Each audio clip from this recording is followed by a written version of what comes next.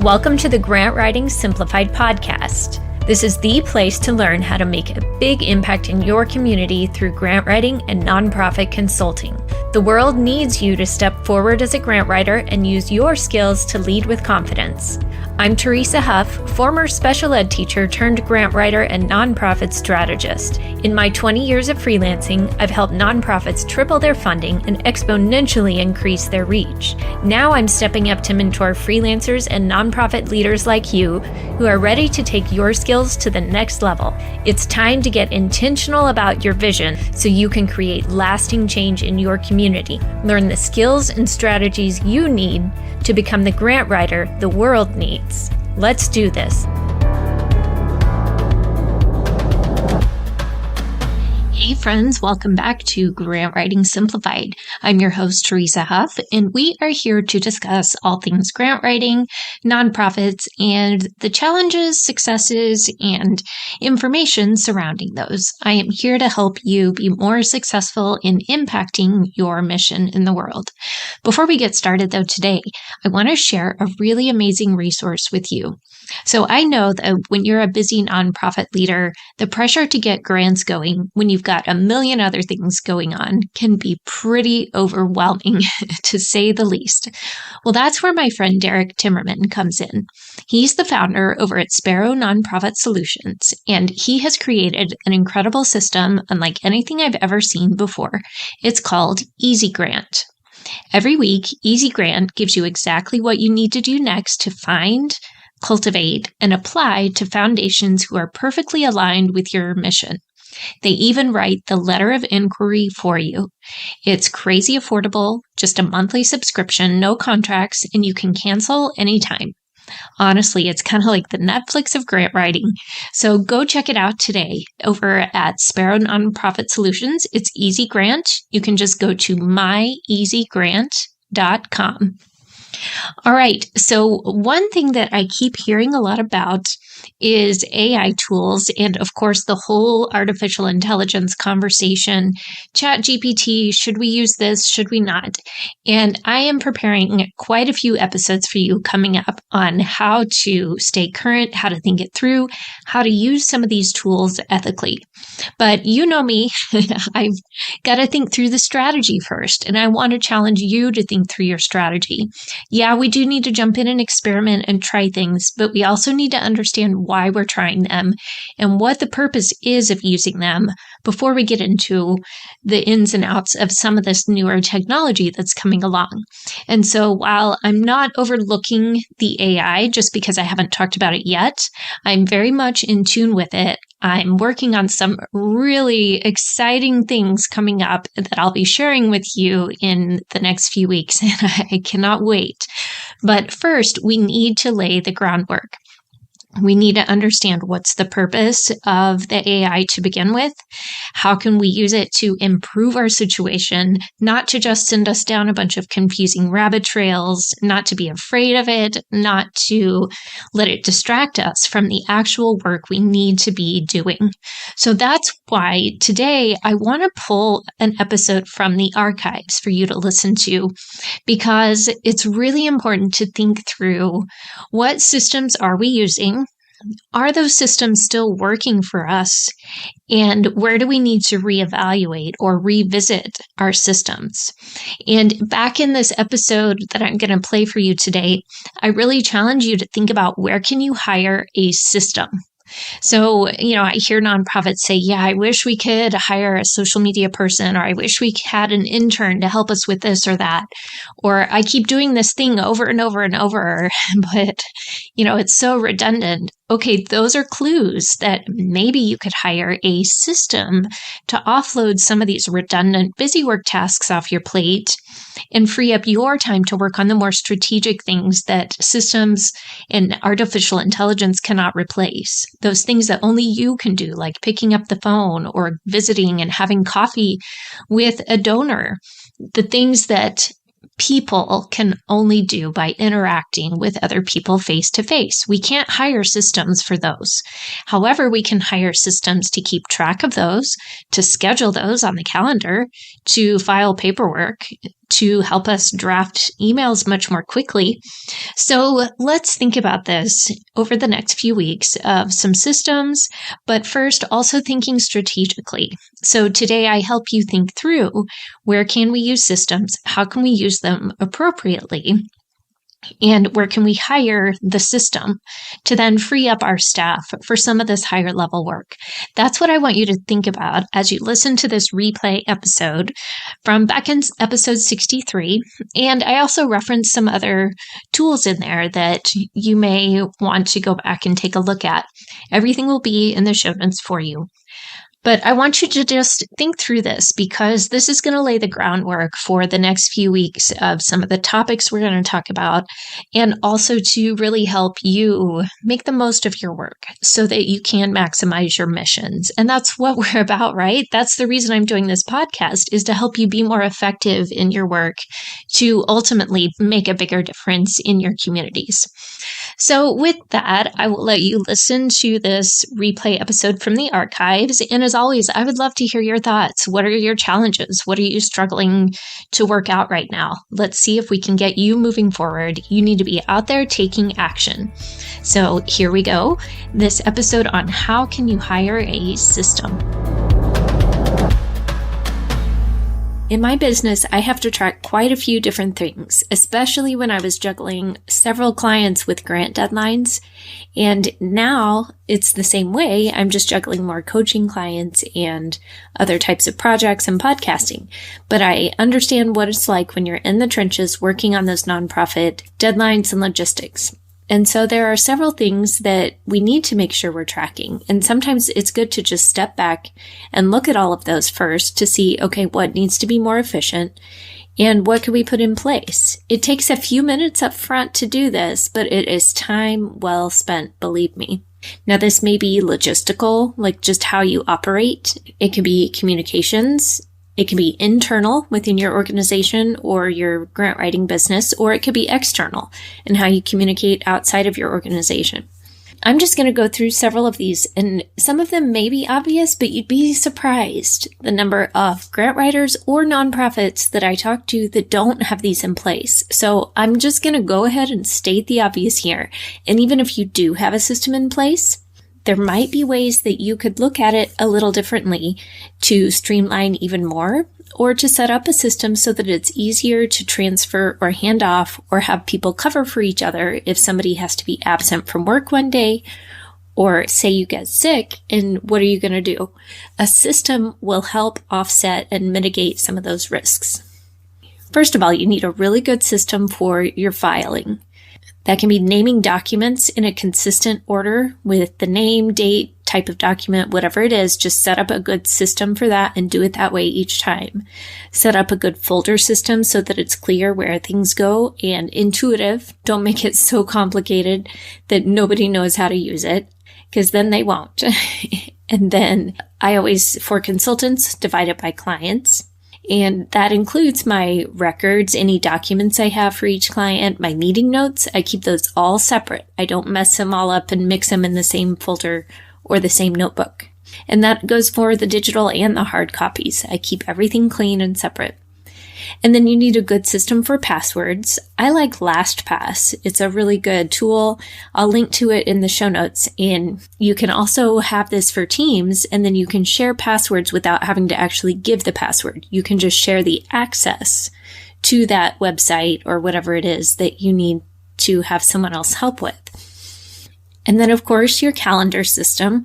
Hopefully you have something digital that you can share among your team or clients with auto reminders for recurring tasks.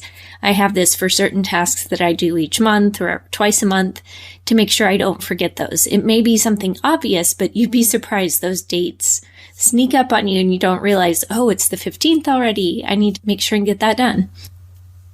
I kind of have a system as I'm taking notes, and especially when I'm talking to a client and jotting things down, if there's something that needs action on my part, I have a way of marking those things so that I can quickly glance back through my notes and know exactly which pieces I need to really pay attention to and come back. And then I also have another mark I do when those are complete so that I know what's remaining and what I still need to finish up. And then I also have note-taking by different types of projects, whether it's grant applications or business type things or even just podcast work. I have those separate but organized into a system for each one.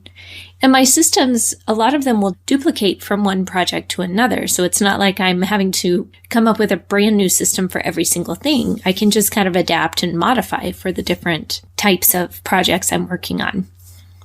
And then it's important to have a good system for your network, for keeping up with your contacts, for organizations that you work with, for donors if you're a nonprofit, and grant funders, of course, and for any kind of community partners that you work with, just to keep up with them, to keep track, to have their contact information handy quickly.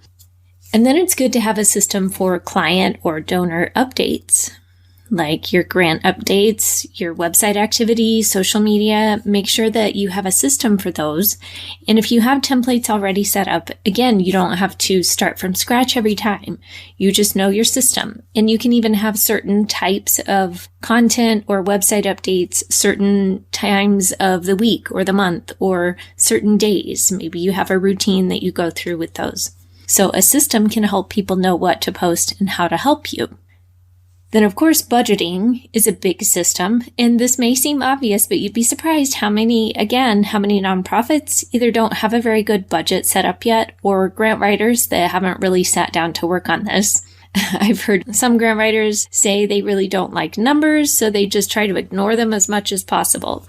But that's not helpful. And you need to make sure that you are tracking your budget, your income, your expenses, any deadlines that you might have for filing your tax documents or your business documents with the State Department, whatever those requirements are, make sure you have a system for that so something doesn't get dropped. And let me tell you, by doing this with a system, it makes it much less of a headache. You just follow the system, you do the quick steps. And if you've set up the system correctly, it doesn't take long to just knock it out and it's done. It's a huge weight off your mind, so it's well worth it. Then within the nonprofit, you need some internal systems, like how you're going to run board meetings, how you're going to take the minutes and the format of those, and how you're going to distribute those. Your bylaws, your policies and procedures, make sure you have those in place. Your personnel, your staff, and volunteers. The more of these you can have that are user-friendly. Don't overload and overwhelm your people with all these systems that are too complicated to follow.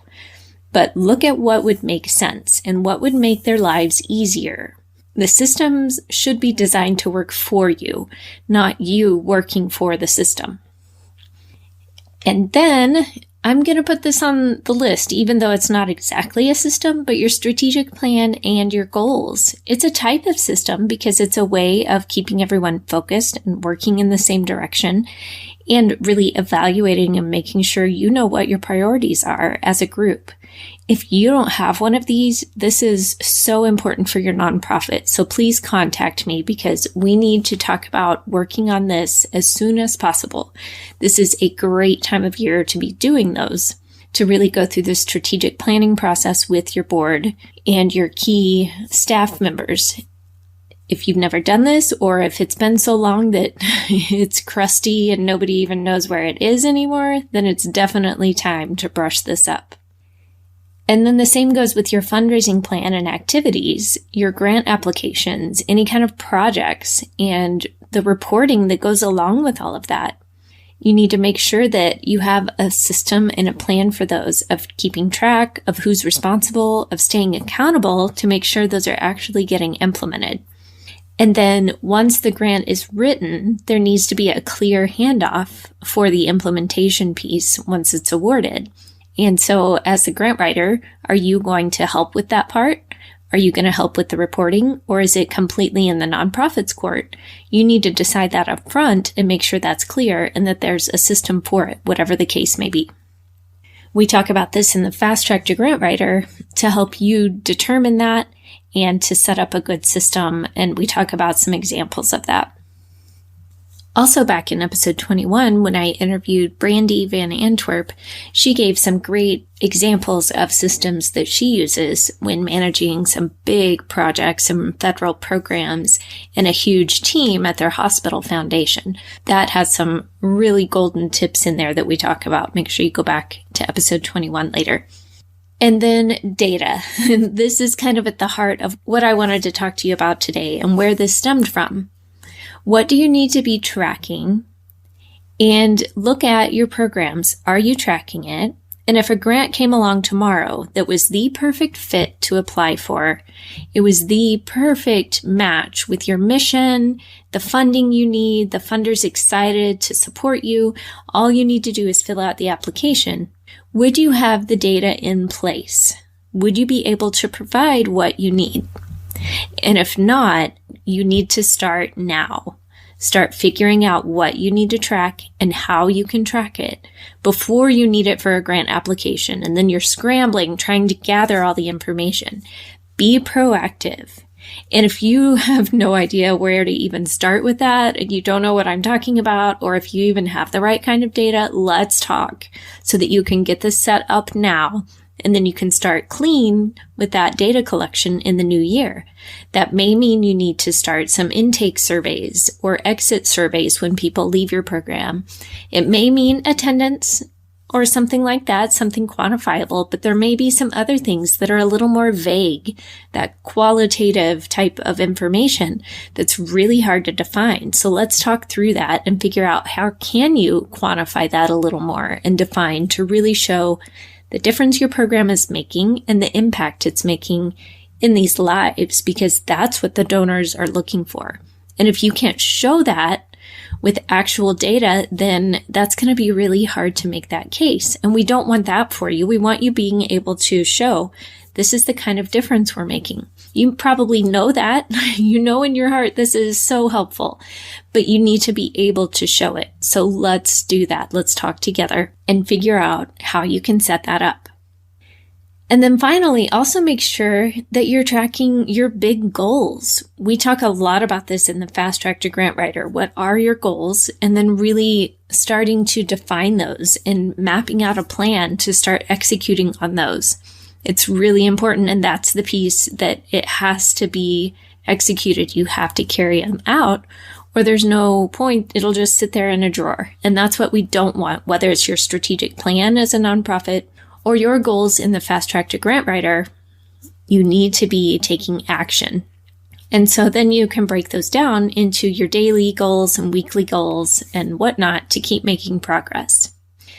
Now, this is a lot of systems talk today, but I want you to think through, where can you hire a system to do some of this work for you? Like I said, I don't mean pay the system. I mean, where can you find work that could be done by a system more efficiently? And then that frees up you and your brain power and your team's brain power to do more of the work that only you can do. That way you can be more creative, more energy to focus on these higher level things, more of a problem solver when you've offloaded some of this detail work and over type work to a system. Now, lest you think I'm some sort of systems machine, we'll keep it real here. Just know that all this is great in theory. And yes, I do have a lot of systems. That's kind of natural to me to just set those up. But yeah, sometimes life is just a mess and that's okay. We just roll with it. The main thing though is to know what's most important and make sure those are covered. And then as you go, you can set up more and more systems as you see what's needed and as you start seeing certain things that are repeated over and over, and where can you offload some of that work to a system. If you find yourself dropping the ball a lot or doing a lot of the same repetitive tasks, or if you're having to explain the same things over and over to different people on your team, or if you're not collecting the kind of data that you need for your grant applications, those are clear signs that it is time to take a good hard look at your systems. If you need help with this, go to teresahuff.com/nonprofits and we can talk. And if you are a grant writer, then get on the Fast Track to Grant Writer at teresahuff.com/VIP so that you can step in and fast forward your career and just take my systems and run with them. You can go so much faster by having those tools in place. All right, friends, I've got a challenge for you today. I want you to stop this week and think through the work you do step back, pretend that you're just at a higher level looking down at your day-to-day. What kind of work are you doing over and over? And what kind of systems do you need to set up? This is important because it's going to help you feel better about your work and feel less overwhelmed. And once you start using these systems, you'll realize what a difference it can make. And I'd love to hear, do you have a favorite system that you use? Whether it's in your grant writing work, in your nonprofit, your business, whatever it is. Find me on LinkedIn and let me know. I'd love to hear about it. All right, my friends, have a great week and go change your world.